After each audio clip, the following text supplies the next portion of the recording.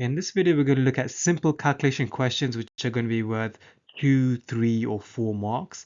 So before we start with this one, let's look at the equation sheet first. So here's a combined science equation sheet. Remember, for paper 2, you shouldn't be using these equations here. You should be using the ones on the back page, these ones here. These are the main equations for paper 2. If you're doing separate sciences, again, avoid using the front side or the top 2 equations on the back side. You should be using these equations for paper 2. Okay, example 1. A spring is stretched so its extension is 20 millimeters. So that's extension, and that's given the symbol E. Calculate the force required to stretch it by this amount. So we're trying to find a force, which is normally given the symbol F. The spring constant is given. Now that's normally given the symbol K. So what equation is going to link extension, force, and spring constant? So the equation for that is force equals spring constant times extension. Now I prefer writing a symbol, so I'm going to write F equals KE like this. F, I don't know what F is, so I'm going to leave it as a symbol. K is 400 times extension, but however, that extension is in millimeters. So we're going to have to convert that into meters. So divide by 1,000 to turn it into meters. So you get 0.2 meters, put that in, multiply it out, you get 80, and so the answer is 80 newtons. Example 2, a car accelerates from 20 meters per second to 50 meters per second. So 20 meters per second, that's the initial velocity. 50 meters per second, that's the final velocity. So one is symbol U and the other one is symbol V. It took the car 5 seconds to do this. So that's your time that's given. We need to calculate the acceleration. So we're looking for A, which is the acceleration. Which equation links the velocities, the time, and the acceleration? It's this equation here. Acceleration equals change in velocity over time. So we need to, I prefer writing as this equation here. A equals V minus U. Now V minus U is the change in speed. It's the final speed minus initial speed divided by time. Acceleration, I don't know what that is. Leave it as a symbol. Final speed is 50 minus initial speed, which is 20, divided by time, 5 seconds. That gives you 6, and the unit for that is 6 meters per second squared. Example 3, a person has a mass of 80 kilograms. So that's given the symbol M. The weight of the person on the moon is 128 newtons. Now weight is got the units of newtons, which because that's a force. I can also write it as F or W, the symbol for it. Okay, so it's a force, basically weight. Calculate the gravitational field strength on the moon. So we're looking for G. But normally on Earth it's 9.81, but we're on the moon, we're not on Earth.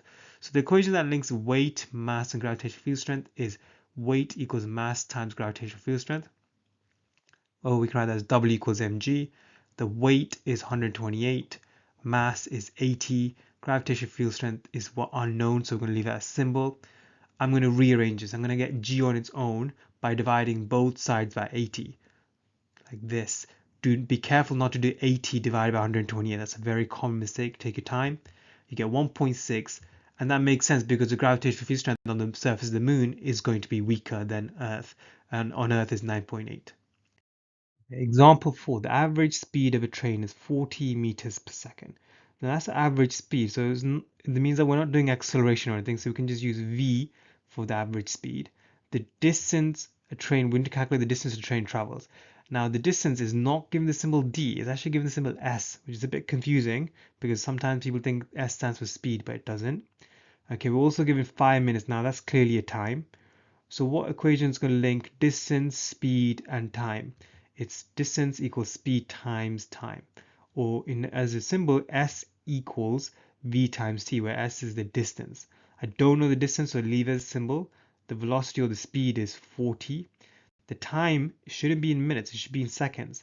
So each minute has 60 seconds, so I'm going to times that by 60, so it's actually 300 seconds.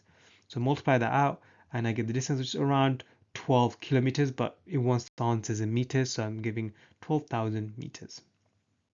Okay, example 5, a person pushing a box does 3.5 kilojoules of work.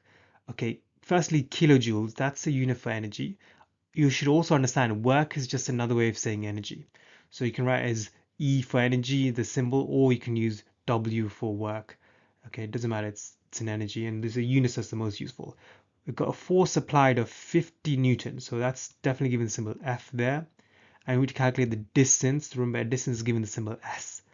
Okay, so that's a question mark. So what's going to link energy or work, force, and distance? It's this equation here. Work done equals force times distance moved along the line of action of the force, or W equals force times distance, like this. Okay, so the work done is 3.5 kilojoules, so I need to turn that into joules. The only thing that should have kilo in front of it is kilograms, so times by 1,000, so it's 3,500 joules. So that's my work done, or energy transferred basically. Force is 50. Distance is what I don't know, so leave that as symbol S. Let me divide both sides by 50 to get S on its own, like this, and that gives out 70 meters. Okay, a drum produces sound wave with a frequency of 51 hertz. So that's given the symbol F for frequency. The speed of the sound in the air is 330 meters per second. So that's given the symbol V for speed or velocity. Calculate the wavelength, and that's given the Greek letter lambda. Okay, so that's the wavelength. That's what we're trying to find. Give your answer to two significant figures. Okay, the equation that links frequency, wavelength, and speed is wave speed equals frequency times wavelength. Okay, or as an equation, v equals f lambda. The speed is v here, that's 330. That's equal to the frequency, which is 51, times the wavelength, which I don't know, so times lambda, which is a Greek symbol there for wavelength. Divide both sides by 51, and that gives you 6.471, but we need to give that to two significant figures, so that's just going to be 6.5 to two significant figures. Example 7, a bike which is initially at rest. That's actually quite important. That means the initial velocity is 0. Okay, so accelerates at a rate of 4 meters per second squared. So meters per second squared, that means that's an acceleration, and that's given the symbol A. The bike accelerates for a distance of 20 meters. Remember, the distance is given the symbol S. The final speed is what we're looking for. That's given the symbol V. And the equation that's going to link initial speed, final speed, distance, and acceleration is this really long equation, V squared minus U squared equals 2AS. Okay, like this. Final speed, we don't know what that is. So I'm going to write it as final speed squared. Initial minus initial speed squared. So initial speed was 0. So 0 squared is just 0. So we can just basically ignore that. Equal to 2 times acceleration, which is 4, times the distance, which is 20. Let's simplify the right hand side and the left hand side, because we can just ignore the 0 squared, because that's 0. On the right hand side, 2 times 4 times 20 is 160. Okay, so we still need to figure out V. We need to square root both sides. Square root of 160 is 12.6 meters per second, and I can give that answer to two same figures, which is 13. Example 8, the time taken for a wave to pass a point is 25 microseconds. That's the time period. Okay, so that's given the symbol capital T, and we need to calculate the frequency. That's given the symbol F here. The equation that links this time period or period is equal to 1 over frequency. As a symbol, you can write time period equals 1 over frequency like this. And it's actually really useful to rearrange this equation. So I'm going to bring the f to the other side, like so, to the top on that side, because it's coming from the bottom to the top on the side. I'm going to bring the t down to the bottom. So this is a really useful equation to learn. So you know you can use frequency equals 1 over time period, or time period equals 1 over frequency. Either of those equations is fine. So equal to, I have the time period is equal to 1 over, but before I put the time period, I need to turn that into seconds. So 25 microseconds. Micro is a millionth of a second. So I need to divide it by a million, or basically times 10 to the power minus 6. Okay, which gives me 2.5 10 to the power minus 5. And that gives me 40,000 hertz. Example 9. A car has two forces acting on it. A 800 Newton force in the forward direction and 300 Newton force in the backward direction. And there's two forces now, so not 100% sure which one to use just yet, but let's see what happens. Okay, we've got a mass of the car is 600 kilograms. We're asked to calculate, so that's given the symbol M. We're asked to calculate the acceleration, which is given the symbol A. Okay, what's going to link force, mass, and acceleration? It's this equation here. Resultant force equals mass times acceleration. Now, resultant force means the overall force, and these two forces are in opposite directions. So that tells us how we can figure out the resultant force using these two forces. So let me write the symbol F equals ma. Now F stands for resultant force. So you have to do 800 minus 300 because they're in opposite directions, so they're going to subtract. Okay, that's going to equal the mass, which is 600, times the acceleration, which I don't know. Let's simplify this. So 800 minus 300 is 500. Okay, now I'm going to rearrange this. So let me write out again. I'm going to rearrange this by dividing both sides by 600. And that's going to give me my acceleration 0.83. Example 10, a wire of length 5 centimeters. So that's given the symbol L. Is placed inside a magnetic field, a current of 12 amps. That's given the symbol I. Passes through the wire. The wire experiences a force of 0.22 newtons. That's given the symbol F. Calculate the magnetic flux density. Magnetic flux density has a symbol B, which is what we're trying to find. And there's only one equation which has magnetic flux density in it, which you need to know, which is this one here. And this one is just better written as F equals BIL.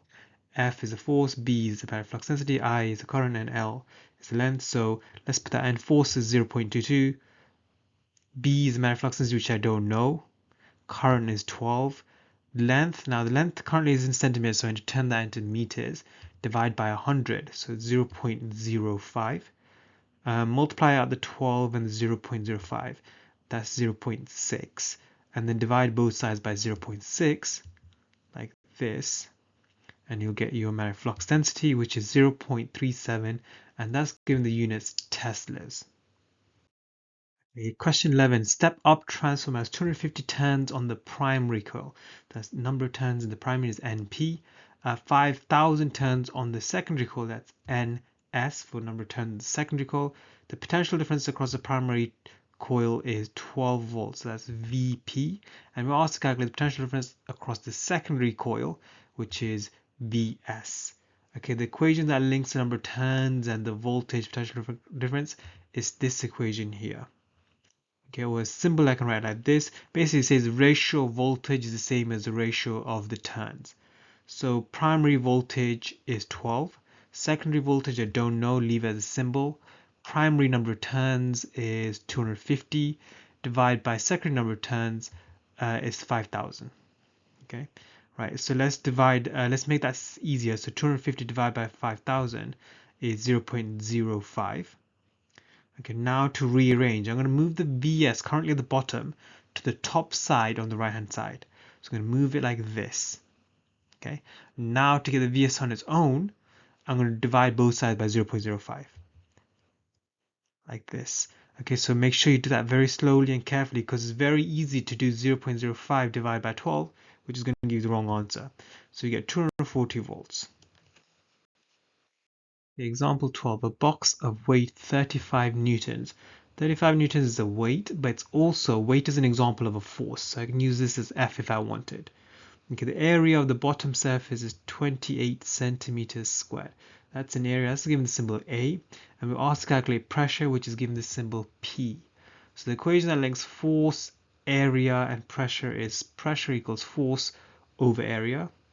So pressure equals force over area. Now the force is 35. The area, now however, the area needs to be in meters squared. Okay, so currently it's in centimeters squared. So we divide that by 100 to turn into meters, but actually we do that twice because it's square. So there's actually 2 centimeters in there. So you divide it by 100 2 times. So that gives you 0.0028. Okay, so let's put that in as our area, and that gives us 12,500 pascals. Or you can also say newtons per meter squared if you want.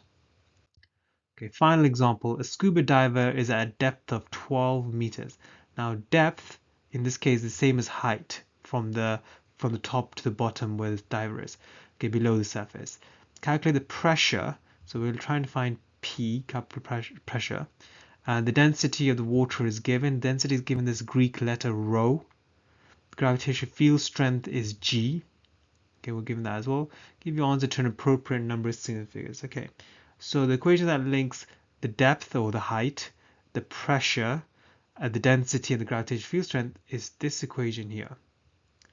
Pressure equals height times density times gravitational field strength.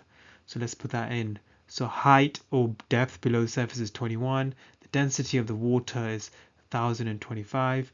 And the gravitational field strength is on the surface of Earth is 9.8. Multiply this out, we get this. but we need to give this to an appropriate number same figures. So let's look at the numbers that we have used in our calculation. So the 21, that's 2 same figures. The density, that's actually 4 same figures. And the gravitational field strength, that's 2 same figures. So we can't be more precise than 2 same figures. So we should give our answer to 2 same figures, which is 210,000.